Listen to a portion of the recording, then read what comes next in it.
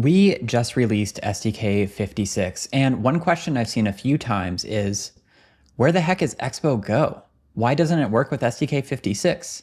And this is a really good question, because if you used Expo Go off of the iOS App Store today, you're going to get an error because that version of Expo Go works with SDK 54. And since then, we've fully released SDK 55, and just recently, we released SDK 56. And so I want to use this video to talk to you about why isn't it there, and also how you can get it today. So let's jump right in. Okay, so let's cut right to the chase. As of May 2026, we don't know when we can release Expo Go on the App Store because we're still waiting on approval from Apple. Now, hopefully, we'll be able to release it soon when the app is approved, but we don't have a timeline on when that will be. Now, I really hope Expo Go gets approved because it's a fantastic way to learn and to start your project. But until then, there are a few ways that you can get Expo Go running on your device today that I'm going to tell you about right now. The best place to get Expo Go is at expo.dev/go. And there are two different things you should look at when you get here. The first is that you can choose the SDK version you'd like.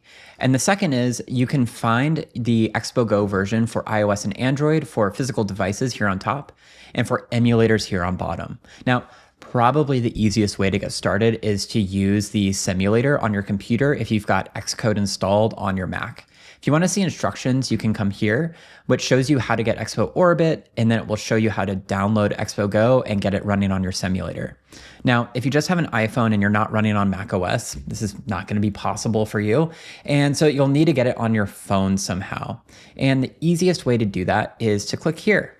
We've got this new command with EAS CLI called EAS Go. And since Expo Go is open source, you're able to build it yourself and then distribute it to yourself either through TestFlight or through an internal distribution build. And so let me run this command so you can see what that looks like.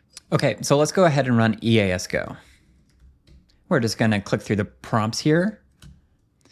I've already logged into my Apple account, and so it's building Expo Go and then submitting it to my Apple account's TestFlight. And from there, I'll be able to download it onto my phone. Building Expo Go is actually pretty fast because we're able to re-sign an existing build of Expo Go. So if we look down here, this build took 52 seconds to complete, which is pretty fast. And now I'm just waiting on it to upload to TestFlight. It's working on that right now.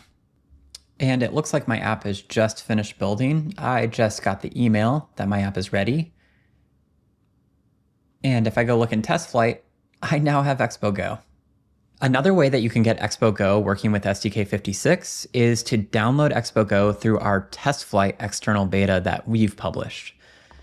So I'll share this link down in the description so you can go click here. There is limited space because we can only have 10,000 people download from this link, but it'll be open, so go ahead and try to download it if you can. This could be a good way to get it on your phone quickly if you just need it to continue developing, especially if you've just upgraded to the most recent SDK. Now, Expo Go is a really good way to get started, but when you want to take your app to the next level, you need to start looking at development builds. In short, development builds allow you to add any library or package to your app, and it allows you to develop against them locally. Expo Go only has so many packages included in it, and so if you want a package that has different native bindings, your JavaScript is going to need somewhere to call into. So a development build is just like having your app, but with all of the tools of Expo Go built in. And I actually have a tip to make development builds even nicer to work with. Here is the app configuration of one of my apps. And one thing I always want is a separation between my development environment and my production environment. And that's what this configuration is doing. Up here, I've got this environment variable called EAS build profile. It's an EAS environment variable that only is production inside of my production environment. So whenever I'm building a non-production app, this is not true. This means I can use this to change my icon out for my development build versus my production build. So you can see here, I've got this icon-dev.png. And if I go and look at that, this should show up right there. And that is my app icon for my development build. And it's nicely labeled. So when I look at this on my phone, I actually have two apps. I've got my development build for working locally, and then I've got my production build if I ever want to see the same thing that my end users would see if they got my app from the app stores. If you want to learn how to make your first development build, I'll add some links in the description so you can get started. And I promise it's pretty much just as easy as getting started with EAS Go. And before we part, I do want to answer some questions that came up on the SDK 56 release video. And the thing that came up the most was, where is Beto? So let's talk about it. Earlier this year, Beto decided that he wanted to go and create his own company outside of Expo, and so he left. And I have to say, honestly, Beto is a really special person, and I think he's going to be really successful in doing this, and I wish him the best of luck. Now, if you loved Beto and you loved his content as much as we did, you can still find him online, and you should go follow him because he's awesome. I've met him a couple of times in real life, and he is just the most amazing person. I hope you get to meet him at a conference sometime or something. But in any case, he's no longer at the company and he's off doing his own thing. And so you might be seeing some different faces making content for us, like myself, as we go forward. Also, hi, I'm John. Very nice to meet you. I've been at Expo for the last 6.5 years and I work on product. Before then, I worked on our design. I've worked on our engineering team. I've done some engineering management. I've had a really good time working here and I can't wait to build more tools and services for you, and I can't wait to tell you about them too. So I hope you'll be excited for the videos that we have coming up. Now, the other question that came up in that video was, am I AI? And I don't really know how to prove to you otherwise, other than saying, look, I've got all of my fingers, but I promise to you, I am a real person. If there's some way I can verify this, let me know. But I was talking to my wife about this. She was like, well, you have a LinkedIn, so that must mean that you're a real person. And it's true, I do, but there's gotta be AI LinkedIn influencers, right?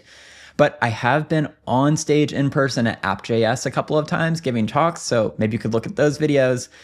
Also, I hope I can see you at some conferences or something this year as well. But in any case, I'd love to get to know you someday. And I am a real person, not just a hologram or an AI. Anyway, it really made me laugh. And, kind of makes me feel good because AIs are kind of like the best of everything. And so, well, if that's me, pretty cool. All right, so that is it for this video. There are now maybe more ways to use Expo Go than there ever have been.